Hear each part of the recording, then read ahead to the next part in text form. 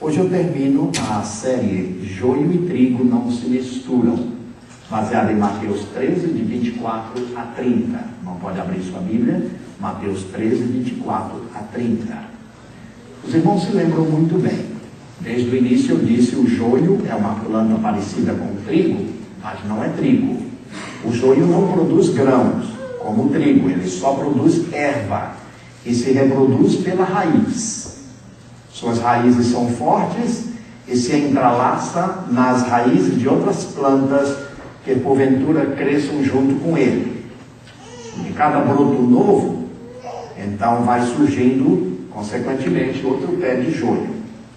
Então, muitas vezes, nós não entendemos qual a razão, qual o motivo de nós, então, não entendermos a palavra de Deus, mas o Senhor Jesus propôs essa palavra para que pudéssemos entender essa diferença.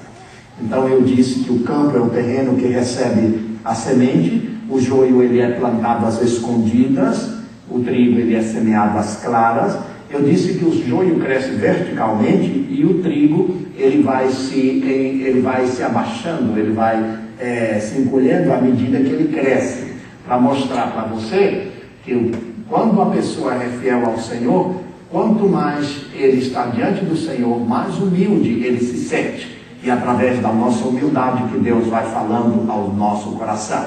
Mas hoje eu gostaria de chamar a atenção a respeito de alguns versículos aqui, sobre essa parábola de Jesus, dizendo que o reino dos céus é semelhante a um homem que semeou boa semente no seu campo, mas enquanto as pessoas dormiam, veio o inimigo dele, semeou o joio no meio do trigo e retirou-se.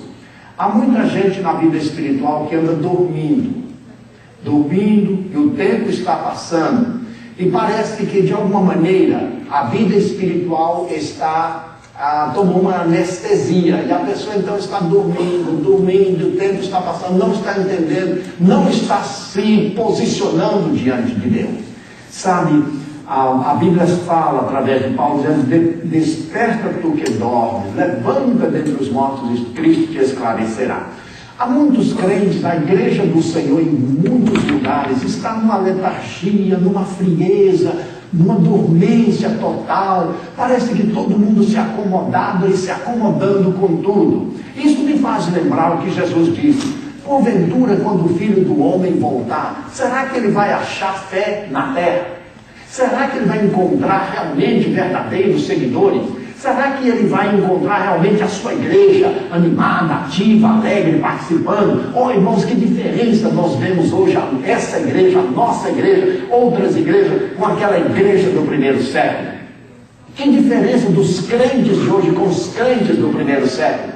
O Evangelho não mudou, a mensagem é a mesma, o Espírito Santo é o mesmo, o Deus também é o mesmo, mas por que esta mudança? Pela falta de compromisso, pelo joio que tem crescido no meio do povo de Deus, o joio na igreja do Senhor, e que tem impedido o crescimento, tem impedido a adoração, tem impedido a participação, tem impedido que o Evangelho do Senhor tenha uma explosão como sempre Jesus desejou, e como Deus continua desejando, porque a Bíblia diz que Ele quer que todos os homens se salvem, não que eles se percam. Mas, infelizmente, esta mensagem de Jesus nunca foi tão atual, chamando a nossa atenção, pessoal e coletivamente, para que a gente entenda que o Evangelho entrou numa fase andando com um passo de tartaruga. É incrível. Aí você pode dizer, pastor, mas existem igrejas aí que estão crescendo, que estão desenvolvendo. É verdade. E graças a Deus por isso. Eu louvo a Deus por isso. Mas também eu posso lhe dizer que tem muitas igrejas aí que ao invés de crescer, estão inchando. E o problema não é o número. Deus nunca pôs atenção em número. Eu acabei de preparar um sermão que vou pregar aqui nesta igreja, e o título do sermão já fala a respeito, já começa com número. E os irmãos vão perceber que Deus não trabalha com número. Por isso que Jesus disse, onde estiver 2 ou 3 reunidos no meu nome, eu estarei no meio deles. Por isso ele chamou somente 12. Ele podia chamar 100 para segui-lo, ser seus discípulos, ele chamou só 12. Então essa ideia de número, de grandeza, de crescimento é valiosa, é muito boa. Ah, quiséramos nós que tivéssemos 5, 6, 7 vezes mais gente aqui na igreja. Mas Deus vai valorizar, sem dúvida alguma, uma igreja pequena, mas uma igreja onde Ele veja crentes, corações, vidas realmente comprometidas com o Evangelho. E não somente número.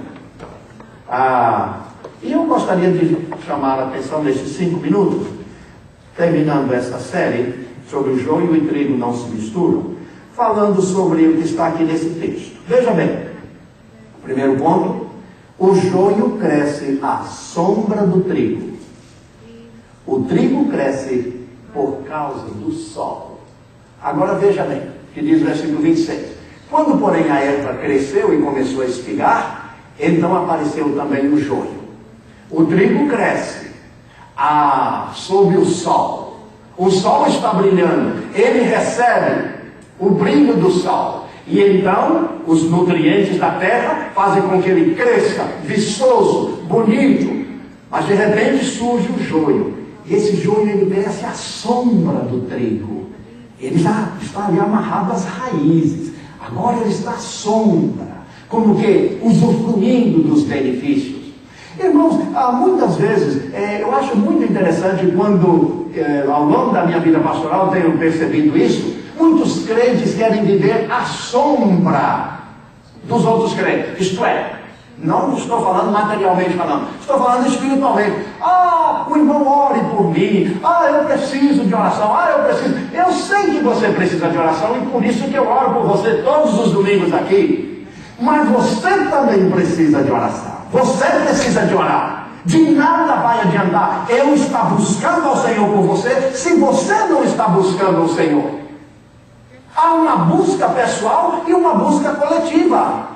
Mas Deus e Jesus, quando ensinou a respeito da oração, Ele não disse, vá à sua igreja, fale com o seu pastor, vem na frente, ele vai orar e eu vou lhe ouvir. Não, Ele disse o contrário. Se você quer falar comigo, entra no teu quarto, fecha a tua porta, fale em segredo comigo e eu te ouvirei. Então, há um momento, meu de Deus, que eu e você temos negligenciado. A gente ora pouco, a gente come muito até, mas a gente ora pouco.